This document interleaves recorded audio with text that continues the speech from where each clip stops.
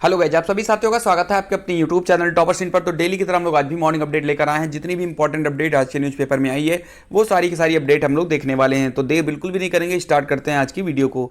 चलिए तो video start करने से पहले आज हम बात करने वाले हैं यूपी ट्रिपल एस सी पेट की बेस्ट बुक के बारे में, जो कि चक्षु पब्लिकेशन की आप यहां पर देख सकते हैं। यूपी ट्रिपल एस सी पेट समूह गा की संपूर्ण गाइड है ये, जिसमें आपको सिलेबस के अकॉर्डिंग हर एक चीज़ मिल जाएगी। और 2200 से ज़्यादा यहाँ पर बहुविकल्पीय जो है महत्वपूर्ण प्रश्न हैं।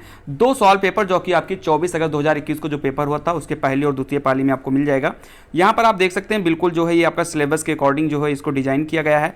ये बुक आपको मार्केट में भी मिल जाएगी, बुक स्टोर पर भी मिल जाएगी। नीचे मैंने लिंक दे दिया है, वहाँ से भी आप इसको जाकर के डाउनलोड कर सकते हैं। आप यहां देख सकते हैं प्रैक्टिस सेट भी बेहतरीन तरीके का है, और जो दोनों प्रैक्टिस सेट हैं इसका जो है आपको एक्सप्लेनेशन भी सही से मिल जाएगा। साथ ही साथ आपको यहाँ पर स्क्रीन पर जो है 2 बुक और दिख रही हैं। इन दोनों बुक को आप जो है भी आप परचेज कर सकते हैं। ये भी जो है चक्षु पब्लिकेशन की है बेस्ट बुक है, तो आप जाकर इनको ले लीजिए को।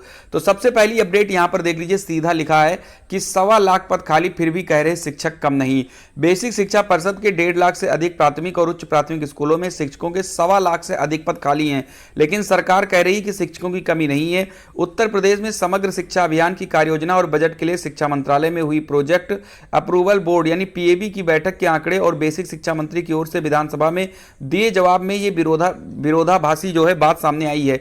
विधायक डॉक्टर मुकेश वर्मा के सवाल पर बेसिक शिक्षा मंत्री संदीप सिंह ने मई में विधानसभा में दिए जवाब में परिषदीय प्राथमिक स्कूलों में कार्यरत 3,32,734 नियमित शिक्षकों के साथ 1,47,766 शिक्षा मित्रों को भी शिक्षक माना था। इस प्रकार उच्च प्राथमिक स्कूलों में कार्यरत 1,20,860 नियमित शिक्षकों के साथ 27,555 अंशकालिक अनुदेशक को भी शिक्षक माना था। इस प्रकार मंत्री ने तो आप सभी लोगों को मैं बता दूं, यहां पर जब रिपोर्ट यहां पर मुकेश वर्मा जी ने जब सवाल पूछा था, तो जो संदीप सिंह जो कि बेसिक शिक्षा मंत्री हैं उत्तर प्रदेश के, उन्होंने बताया कि हमारे पास शिक्षकों की कमी नहीं बल्कि हमारे पास शिक्षक ज्यादा हैं। लेकिन आपने अभी कुछ दिन पहले ही देखा होगा कि एक रिपोर्ट आई थी पीएबी की द्वारा, ठीक है, तो यहां पर यह बताया गया कि 1,26,028 जो पद हैं वो अभी भी खाली हैं। ऐसे में जो छात्र हैं वो काफी ज्यादा परेशान हैं, बेरोजगारी को लेकर के घर जो है जगह जगह भटक रहे हैं, मांग कर रहे हैं नई शिक्षक भर्ती के बारे में, क्योंकि 3 साल 4 साल हो गया है शिक्षक भर्ती नहीं आया है। छात्र बीएड और डीएलएड किए हुए ऐसे ही बैठे हुए हैं। ऐसे में जो संदीप सिंह है, उन्होंने जो बेसिक शिक्षा मंत्री हैं,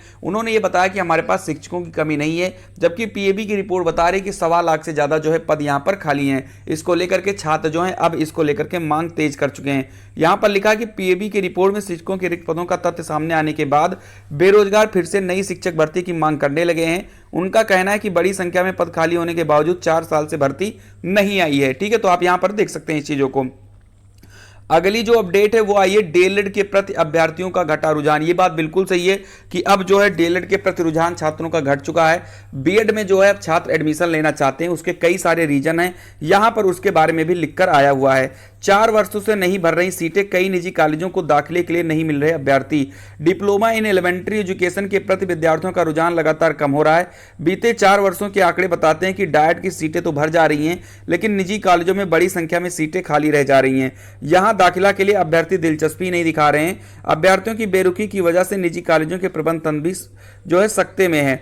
प्रदेश में कुल 67 डाइट और लगभग 3100 निजी संस्थानों में डीएलएड के दाखिले होते हैं। इसमें कुल मिलाकर लगभग 2,41,000 सीटें, डाइट में कुल 10,600 सीटें हैं, जबकि प्रदेश के निजी संस्थानों में आलम में लगभग 2,32,000 सीटें हैं। आलम यह है कि कभी नौकरी की गारंटी माने जाने वाले इस कोर्स की पढ़ाई में छात्र कतरा रहे हैं। सत्र 2021-22 में स्थित यह रही कि प्रदेश के 106 निजी कॉलेजों को एक भी छात्र नहीं मिले। सैकड़ों कॉलेज को तो बामुश्किल 1 दर्जन छात्र भी नहीं मिले। परिणाम स्वरूप लगभग 1,32,000 सीटें खाली रह गई। ऐसे में इन कॉलेजों के प्रबंधन के सामने शिक्षकों और कर्मचारियों को वेतन देने के लाले पड़ गए हैं।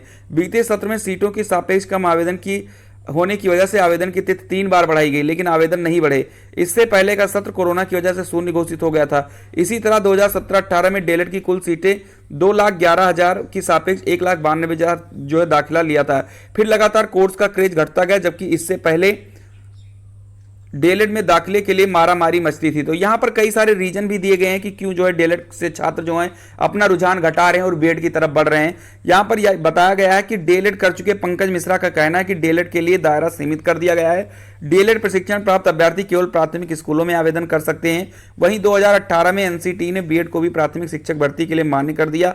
बीएड के बाद प्राइमरी से लेकर इंटर कॉलेज के अतिरिक्त बीईओ समेत अन्य कई नौकरियों के लिए भी आवेदन किया जा सकता है। डीएलएड प्रशिक्षण प्राप्त प्रतियोगी छात्र आलोक बिलोरा कहते हैं कि 4 वर्ष पहले प्राइमरी में शिक्षक भर्ती आई थी, तब से नहीं आई। ऐसे में डीएलएड की अपेक्षा बीएड करना ज्यादा मुनासिब है। वहीं पर भान सिंह जो कि निदेशक है, उन्होंने भी कहा है कि डीएलएड को में दोषपूर्ण परीक्षा पद्धति प्रवेश में जो रुझान कम होने की वजह है। प्रत्येक सेमेस्टर में 8 विषय हैं, लेकिन इनकी परीक्षा मात्र 3 दिनों में होती है। प्रवेश परीक्षा फल घोषित करने में अनावश्यक विलंब होता है। प्रवेश प्रक्रिया भी नियमित रूप से शुरू नहीं होती है।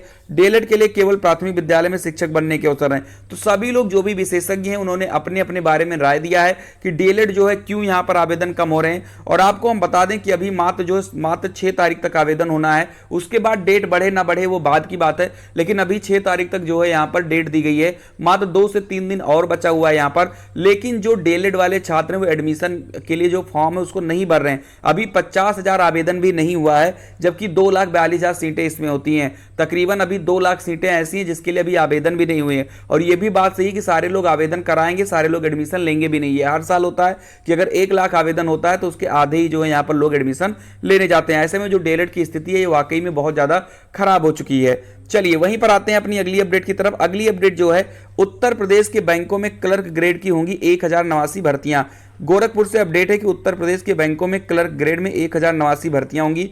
Institute of banking personal selection ने इसके लिए अधिसूचना जारी कर दी है। देश भर में बैंकों के 6035 क्लर्क भर्ती के क्रम में यह अधिसूचना जारी की गई है।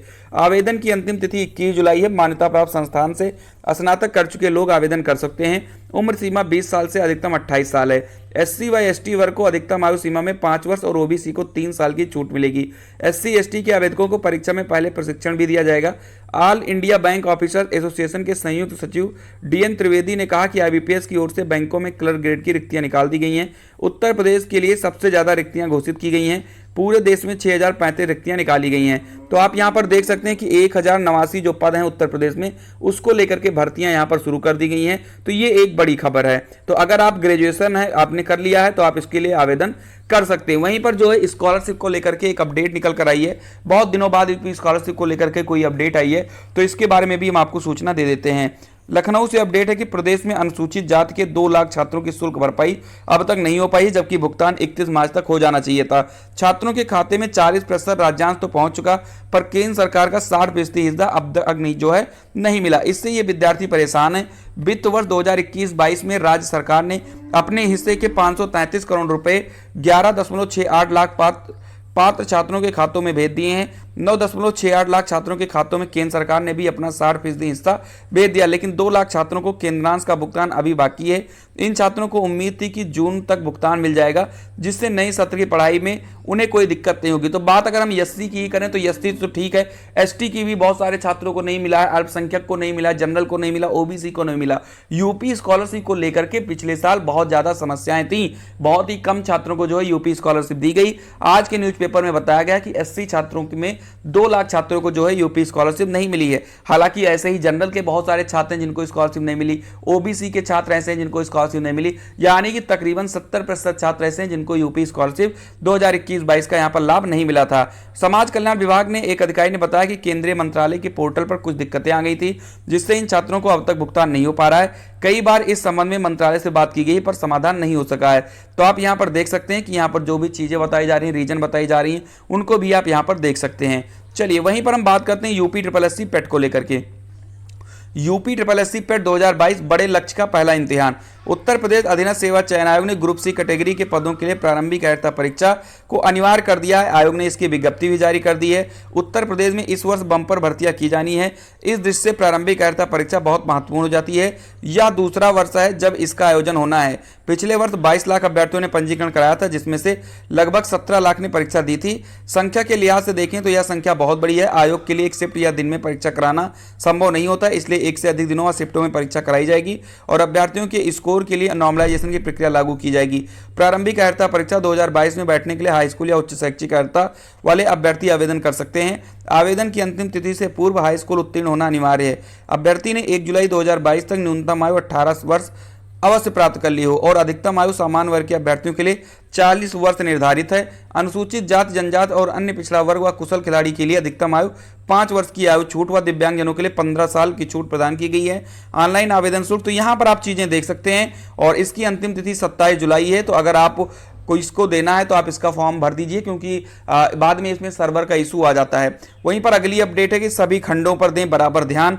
पीटी परीक्षा में सफलता प्राप्त करने के लिए अभ्यर्थी सभी सब्जेक्ट को बराबर समय दें। करंट अफेयर्स और समसामयिक घटनाओं पर ध्यान दें। किसी भी नए इवेंट या रिकॉर्ड के बारे में जानकारी मिलते ही उसे अपने पास नोट कर लें व याद कर लें। मैथ्स के सभी टॉपिक्स पर फोकस करें।